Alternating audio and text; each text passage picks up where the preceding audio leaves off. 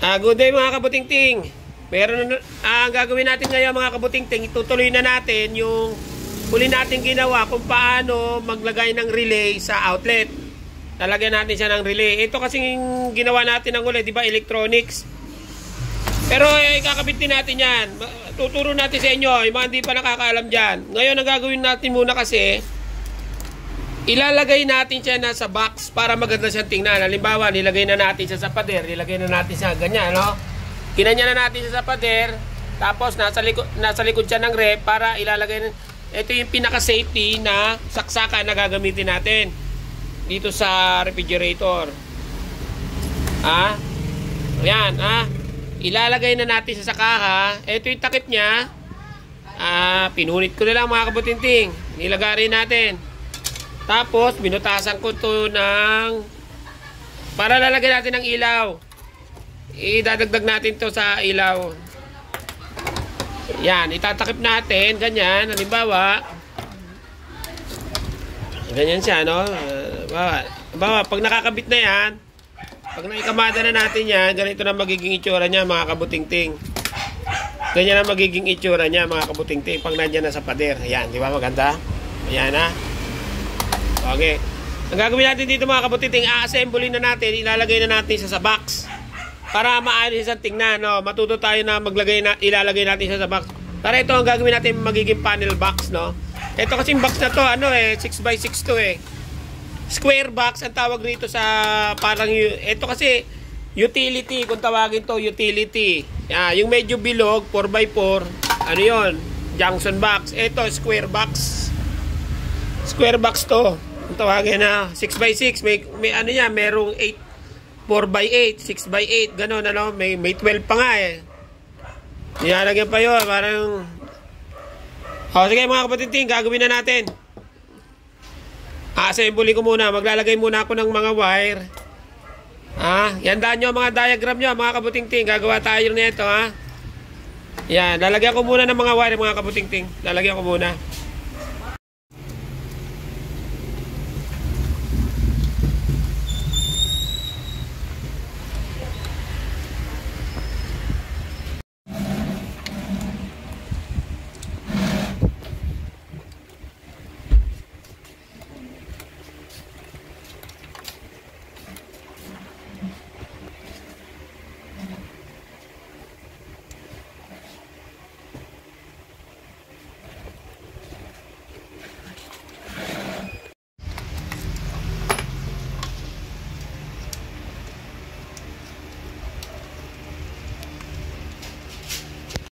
Konti lang.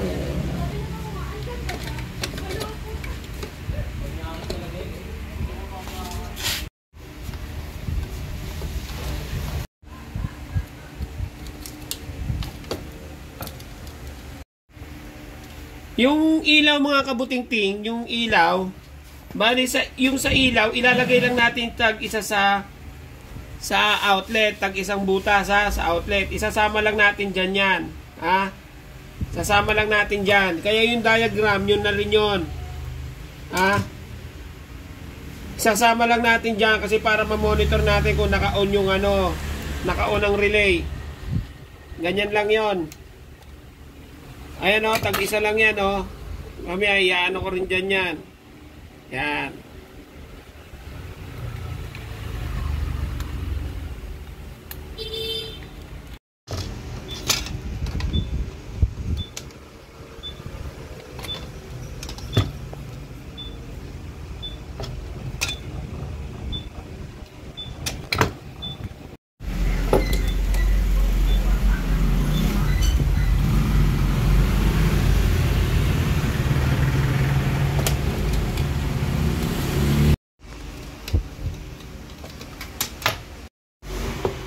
Ito nga pala mga kabutingting, ang relay na to 4 ampere. Ang kaya nito mga 2 rep.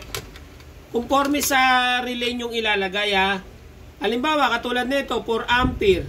Ang isang rep naman pinakamataas na yung 0.9 ampere. Kung sa freezer to 1.8 ang freezer kundi 1.5 1.8 ang freezer.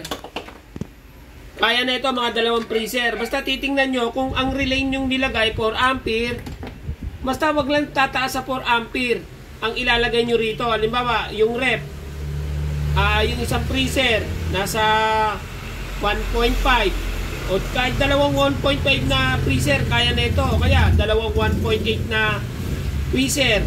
Pero sa rep, kahit 4 eh. Kasi ang rep lang naman, 7, no? 0.7, 0.9. Ganun lang yon. Eh ano to, 4 ampere. O kaya na ito, kaya na ito hanggang 2 freezer. Ang kaya nating ilagay dito sa saksakan na to kasi dalawa to eh. Ito kasi pinagkuhanan ko sa aircon eh.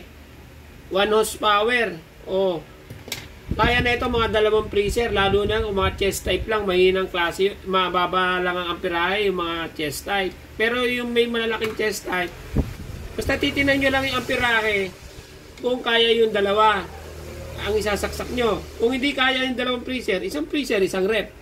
Basta wag kalalaan pa sa ampere, 4 ampere. Pero kung 6 ampere yung ilalagay nyo, meron naman mga relay na mas matataas, katulad dun sa mga aircon na malalaki, doon kayo kumuha. Yung mga 2.5 na mga aircon, nako, lalaking ganda ng mga relay nun. Pero ito kasi sa maliit lang eh, mga kabutingting, sa 1 horsepower, kaya kaya lang na ito mga 2 freezer. Okay, tuloy na natin mga kabutingting.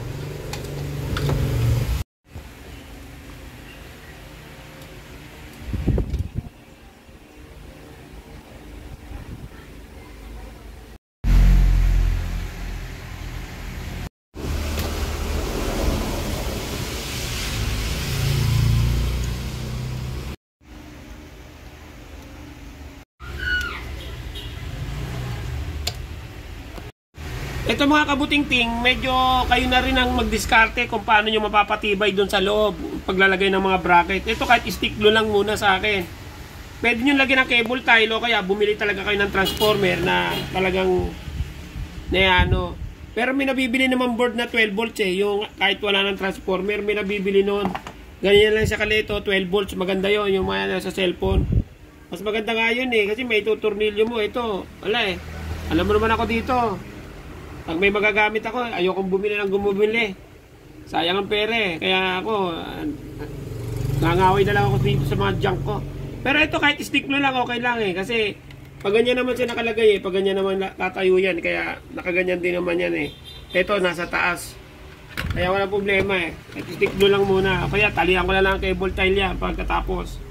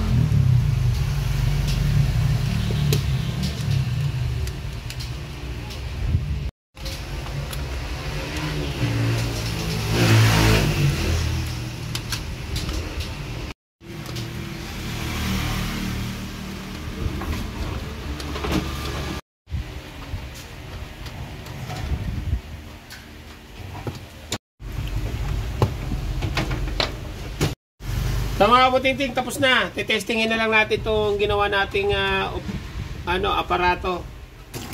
Ang gagawin natin dito mga kabutingting, ganyan ha mga kabutingting. Ganyan, ikakabit natin. Ha? Halimbawa, di ba ganda?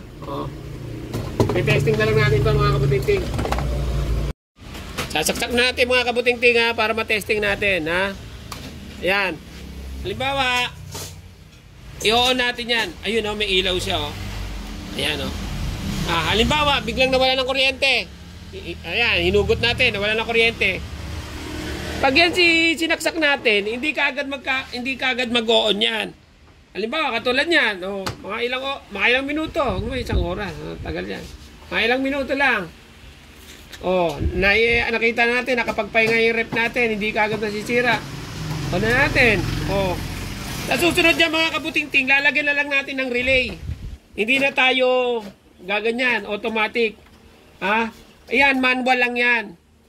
Kasi minsan nga, gusto ko nga yung mayroong timer delay, automatic. Bawa, kung wala tayo man sa bahay, nasa ilang araw tayong wala, nasa bakasyon tayo, lalagyan naman natin siya ng relay. Ng timer delay. Ito naman ang ilalagay natin dyan. Babawasan natin yan ng 2 pyesa. Ito naman ang ilalagay natin dyan. Halimbawa, ayan testing natin uli. Yan, walang kuryente. Sinaksak. Nawala na naman ang kuryente. Mga ilang minuto. Siyempre, mga 5 minuto bago natin i-on. Rep yun eh. Hindi tayo magkukubarat pag nawala ng kuryente. Diba, nawala ng kuryente. Nakadirekta yon. Siyempre, mag-aapura tayong hugutin yung rep para hindi masira. Yan, pag nawala ng kuryente, halimbawa, ganyan, hindi tayo mag-aapura. Sabi, hayaan mo muna. Baka mamaya, biglang magkaroon ng kuryente. O pag talagang okay na, o kaya biglang kumidlat, namatay ang kuryente, meron tayong protect. May protection yung rep natin. Asa manual lang yan.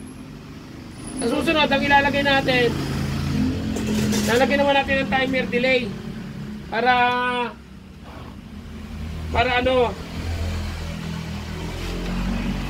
may automatic kahit wala tayo o tinatamad tayong tumayo para may delay siya mga 5 minutes. Pag nagkaroon ng kuryente,